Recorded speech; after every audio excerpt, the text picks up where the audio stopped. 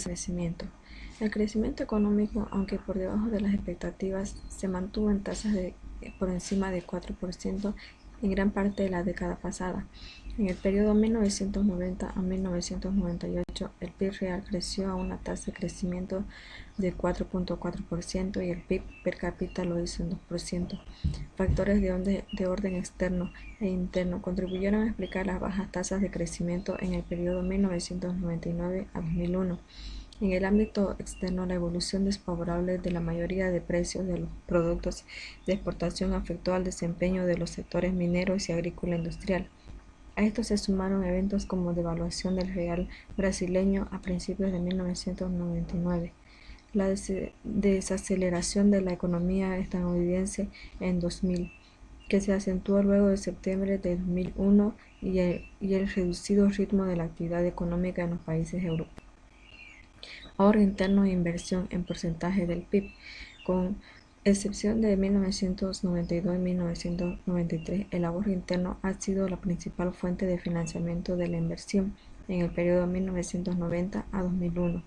En promedio, el ahorro interno financió 59% de la inversión total en el periodo citado. La participación del ahorro externo se incrementó notablemente en 1997 y 1998, en parte por la inversión total por la fuerte inversión extranjera directa en ese periodo y disminuyó en los 3 años siguientes.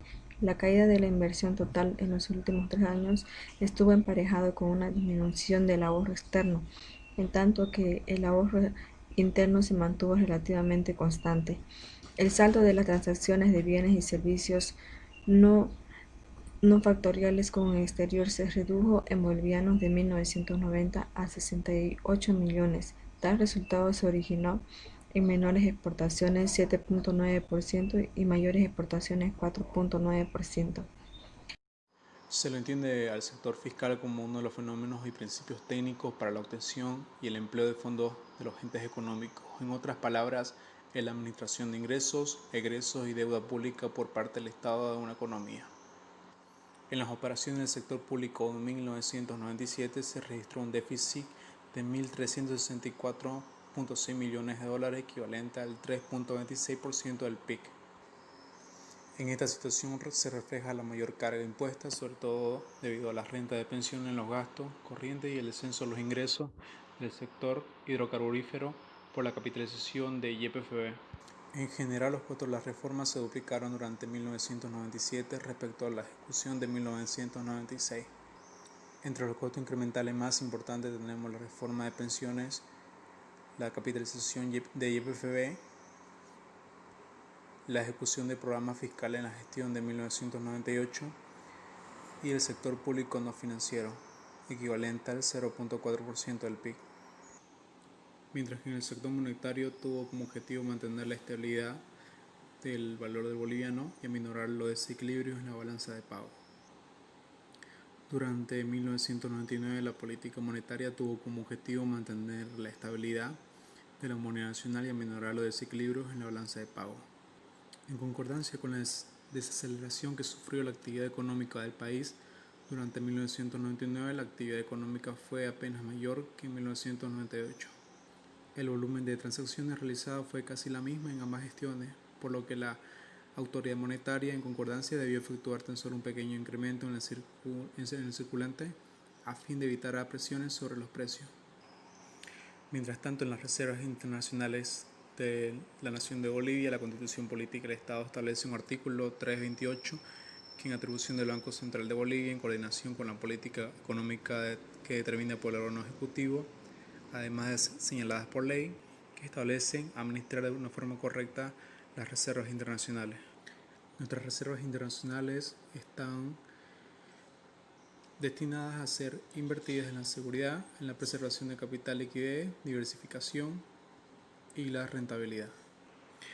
Para ello, el objetivo más importante de las reservas internacionales tiene que ver con mantener el orden del funcionamiento de los pagos internacionales del país y respaldar las políticas monetarias y cambiarias. Las situaciones que podrían llegar a afectar a las reservas internacionales de Bolivia podrían ser el pago de importaciones en el sector público, los desembolsos de deuda externa, operación del sector privado, incremento en la variación del oro y moneda, desde la parte de ingresos. Y de la parte de egresos serían los pagos de la deuda, pago de las importaciones del sector público, operaciones del sector privado y disminución en la valorización del oro y moneda.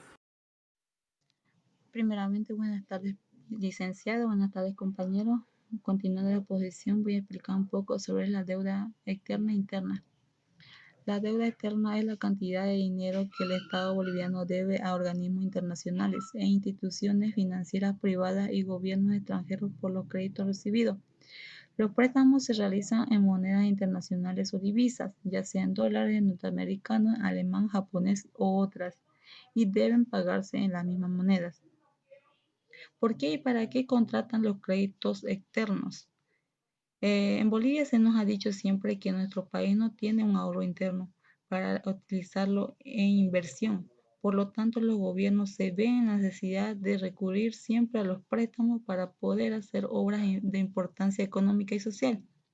Sin embargo, el pago que se hace a la deuda externa es un ahorro obligado y está visto que ese ahorro crece día a día aumentando los intereses y lo que prueba que existe el ahorro interno y que no beneficia al país, sino que beneficia a lo que son los acreedores extranjeros. ¿Quién y quiénes pagan la deuda externa? La deuda externa pagan lo que son los deudores, los acreedores oficiales, los acreedores privados. En los deudores están lo que es el gobierno central, el gobierno local y las empresas públicas. Dentro de eso están también el Banco Central de Bolivia, el Banco de Minero, Banco Agrícola, Banco Estatal, el Banco de lo que es privada con aval público. Esos son. En los acreedores oficiales están lo que son los organismos financieros internacionales, como el Banco Mundial, el Fondo Monetario Internacional, el Banco Interamericano de Desarrollo. Y entre los acreedores privados tenemos lo que son los proveedores de compras, de crédito, banca privada internacional, son los grandes bancos extranjeros, principalmente norteamericanos. En Bolivia, la deuda externa con respecto a otros países fue uno de los países más endeudados en la década de 90.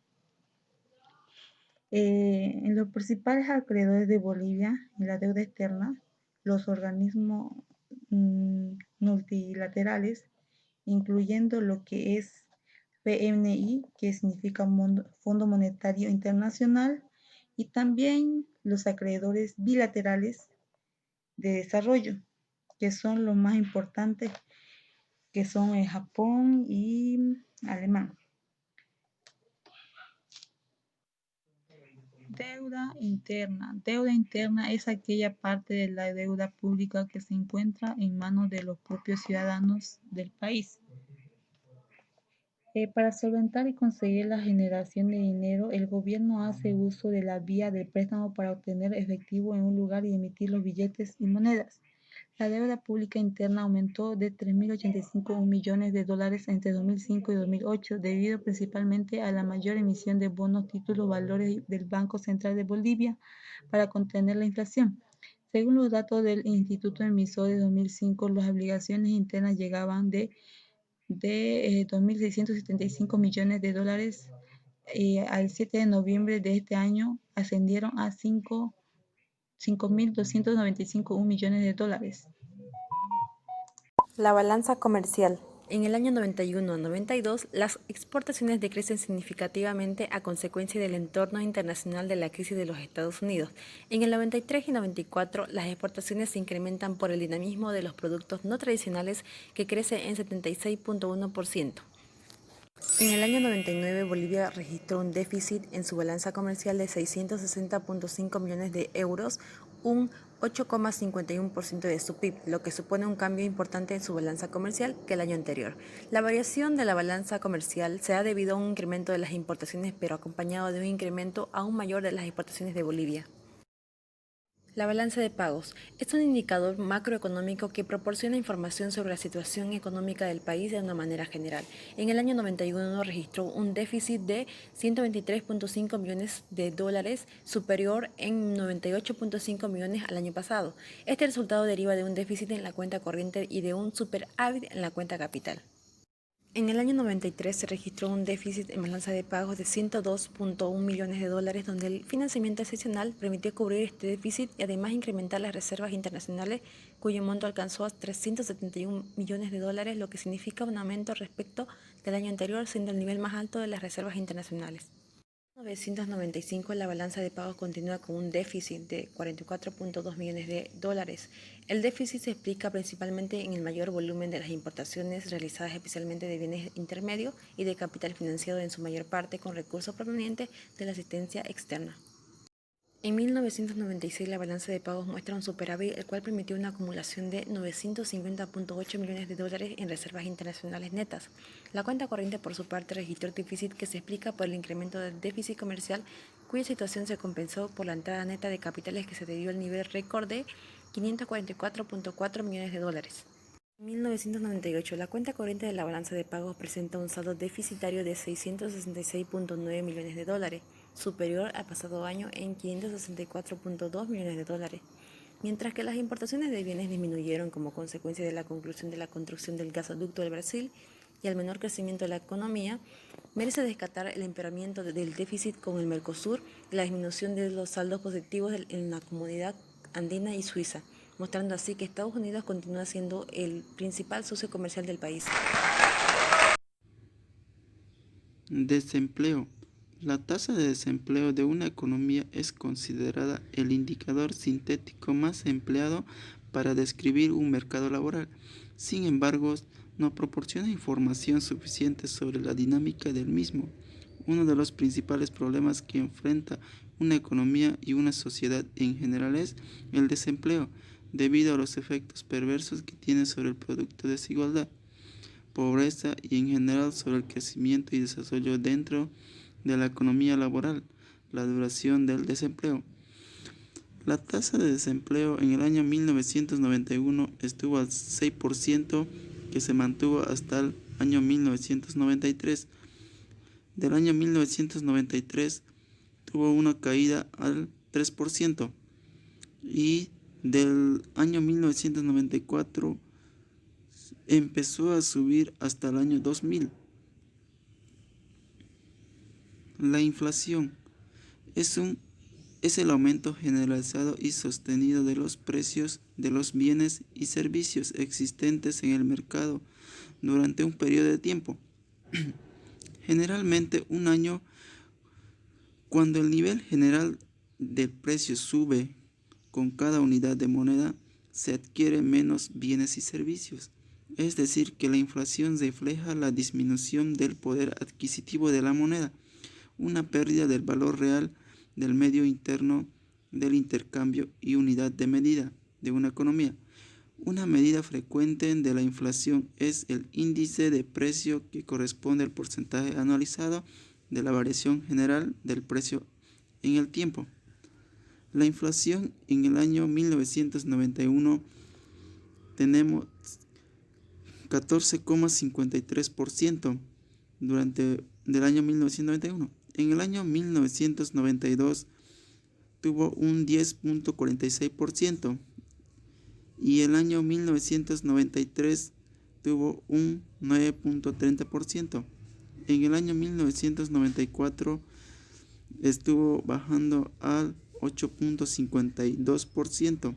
En el año 1995 subió al 12,58%. En el año 1996 llegó a 7,95%, quiere decir que estuvo bajando. En el año 1997 llegó al 6,73%. En el año 1998 llegó a 4,39%. Y en el año 1999 llegó a 3,13%. Y en el año 2000 llegó al 3,41%. Quiere decir que estuvo bajando desde el año 1991 al año 2000.